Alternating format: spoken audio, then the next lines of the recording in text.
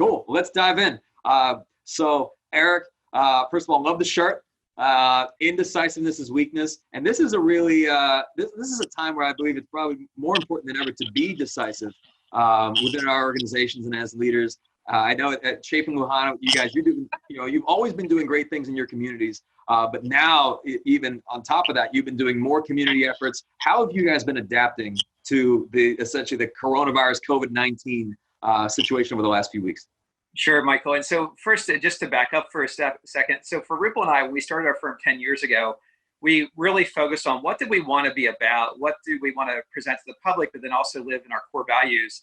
And so the phrase doing good by doing right has been our motto, our guiding principle now for 10 years. And so over time, we've been like, okay, so how do we implement this in the public? And so we started a foundation pretty quickly after we started our firm. Within just the first few months, we were fortunate enough with success to be able to fund that foundation pretty well. We've done everything from fund research at the University of Michigan to do some local projects here in New York to bigger projects in Pittsburgh. And so we've been fortunate over the past year to really have a team in place that can pretty quickly set up some larger events. So we did the Interreef Challenge, for example, last fall. You guys were so supportive at the Chris Summit. We really appreciate that. But now we looked at it and said, okay, we have this public persona that we have, the social consciousness that we have, that's really our core values, but our overall vision is to have that positive impact. And that's really what we want to do. And I tell you, there's no better time in history. I can think of only one other time in history that I've been involved with that was as meaningfully anybody and everybody listening could have a positive impact. That's now, but then also after 9/11, having been a federal prosecutor then. And, just in so many different ways we can help. We can certainly help from the remoteness of our social isolation that's happening right now, our distancing that's happening right now. So in the course of last week, we organized and did a 10,000 sandwich giveaway it was first aimed at kids, but we actually opened it up and gave it to broader people because we saw the need. So we had people showing up at our location, picking up 100 sandwiches to take back to elderly people they know, dropping them off on porches. So not only did we do stuff, but we actually activated the community to work with us to give away sandwiches as well. And so we did this 10,000 sandwich drive.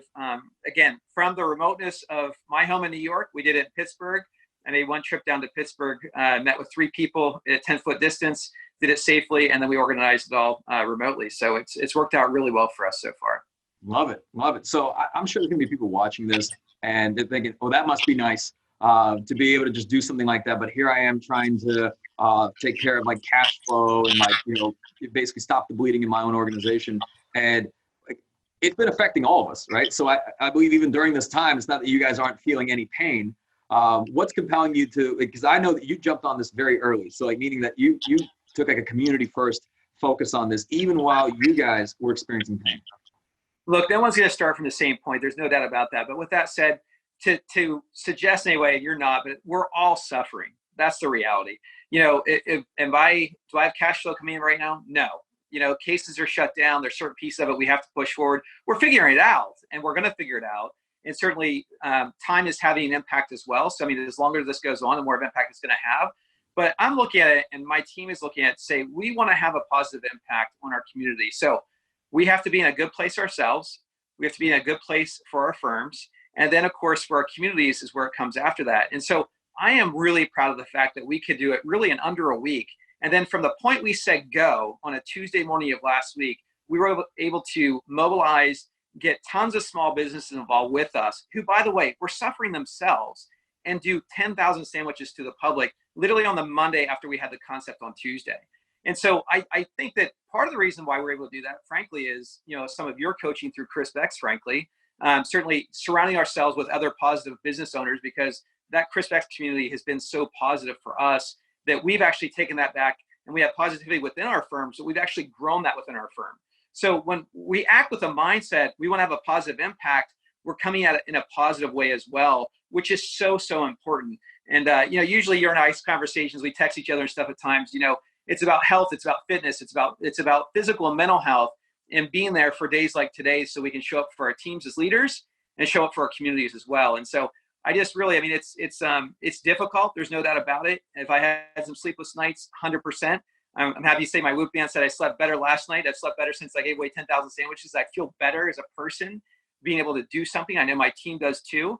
But it's a struggle, but still now's the time to act. Yeah, I think that I think there's a quote. I'm gonna probably butcher it, but you're only generous when it hurts, right? That's like that's what true giving is. I guess when all this coronavirus was starting to set in, I remember you guys went remote. Like you made that decision pretty early on. I mean, you guys have multiple offices, but there was one office that went remote pretty early. I guess walk me through kind of the decision making there when this was taking place, because at the time you guys weren't a fully remote team. Sure. Yeah. So one is we've been fortunate that we've actually looked at our firm and said we want to be paperless for all time. It just has been that way since day one. And I think the two main things to me that are so critical from our perspective as a law firm and other people who might be listening to law firms is one is the paper is an issue and you got to figure that out. So scanning and loading things is really important. So if you're not doing that, that would be the first thing to me you got to figure out. The second thing is voice over internet provider service. So you can plug and play anywhere. I've got my phone, my work computer. I actually brought it home because we're going to be going so long. It just makes more sense to have those easy comfort things versus like a laptop, for example.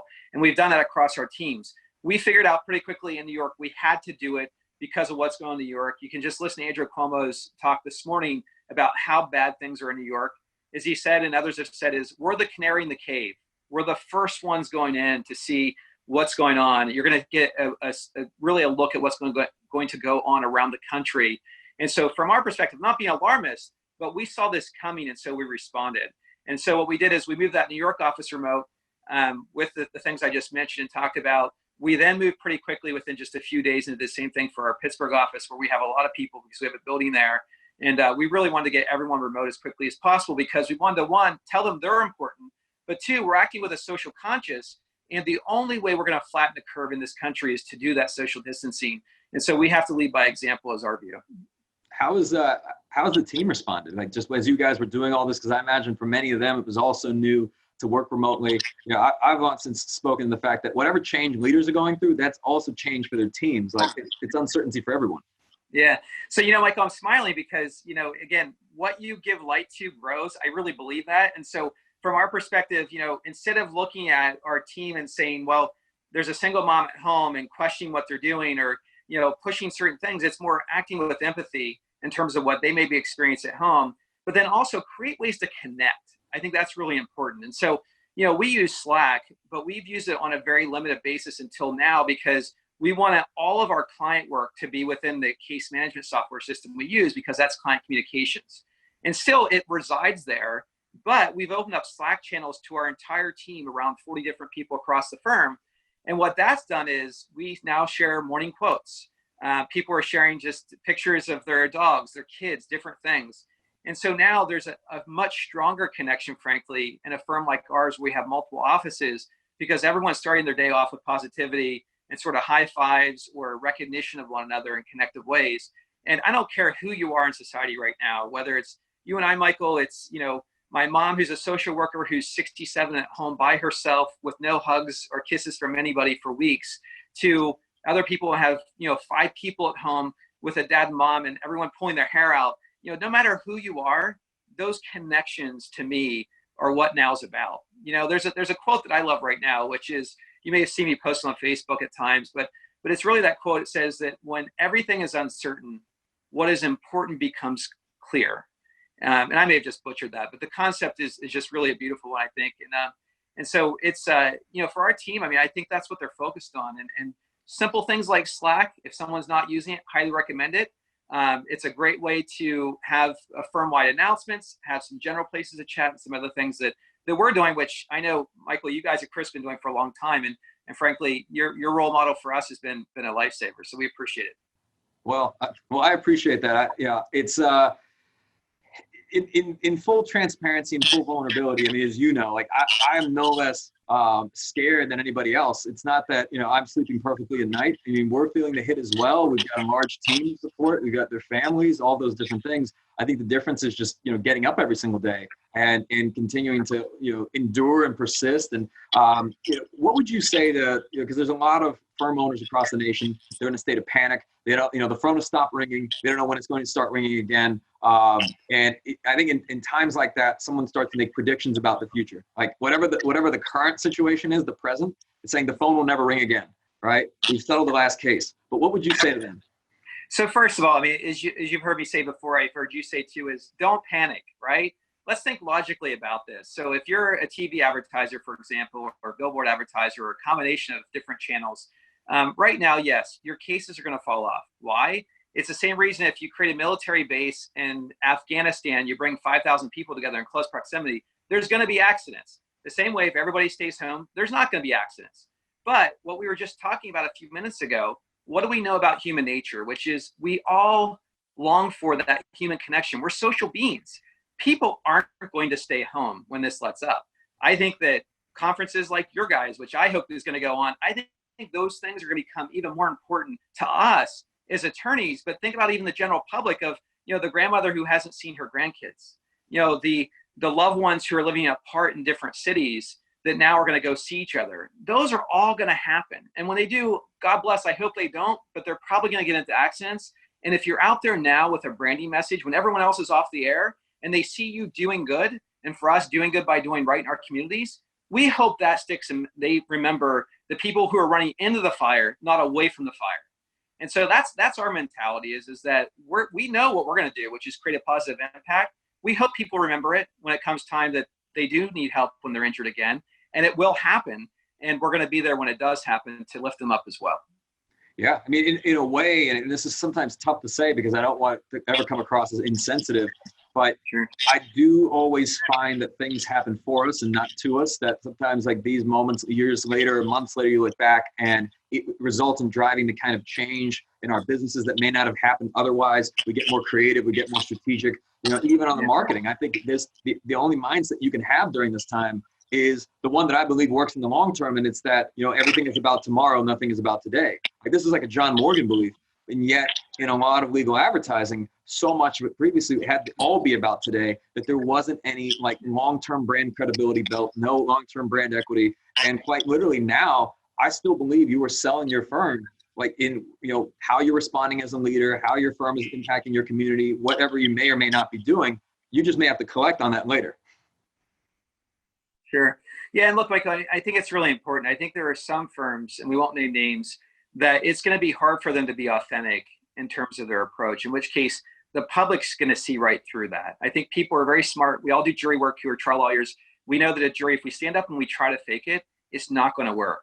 And so, one of the things we really respect and why we started working with CRISP now for going on, I think, a couple of years now, one of the reasons is because you guys get storytelling. You understand that it's not just a 30-second commercial. I've stood on top of 18-wheelers and I've been the big truck lawyer and I've done those things. Those are nice, but they only work as long as that's on the air. There's a little bit of a hangover from that, but not like it is now with this branding and storytelling, which is really so important. And so we're going back to that. We have some public service stuff that we're putting out. We're changing our messaging. I posted on Instagram yesterday a sort of a sound stage I built out of a blanket, like an 8-year-old in a tent to do some voiceover recordings for a commercial, because we want to have that authentic selves out there to make sure we're getting our message out there. And the tone has to be right. It has to be, open-handed, as you would say. I've heard you say to others, and that's really important. And that's something I think just for us, being part of that CRISP group. And I keep plugging you guys just because I really believe in it. You haven't asked me to, obviously, but I think it's really important because it's something that, having people who understand that versus I've talked to some media buyers and others who frankly don't understand that. If I have them review my commercials versus the people that I have a lot of respect for that understand these times, it's completely different what their feedback is to me. And so surround yourself with people I think that you trust in terms of their judgment. Some of those are your immediate family, your team, and certainly don't sit back and say, I'm going to huddle and keep as much to myself as possible. But if you give right now, how that can come back to you in the future. And we've seen that happen in the past, and that's what we're doing. Which I think is a wonderful thing.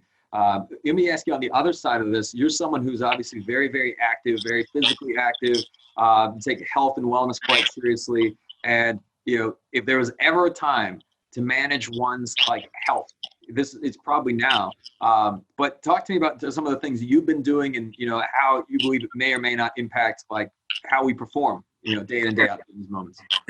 Yeah. So first of all, I mean, everything's relative, right? So what I'm about to say is people will look at, well, he's on that level, so I'm not going to listen to what he's going to say after that. But the reality is we're all on different levels. And I started in 2015, I got a Peloton bike. And then finally in 2016, I really got focused on it for a variety of personal reasons to me.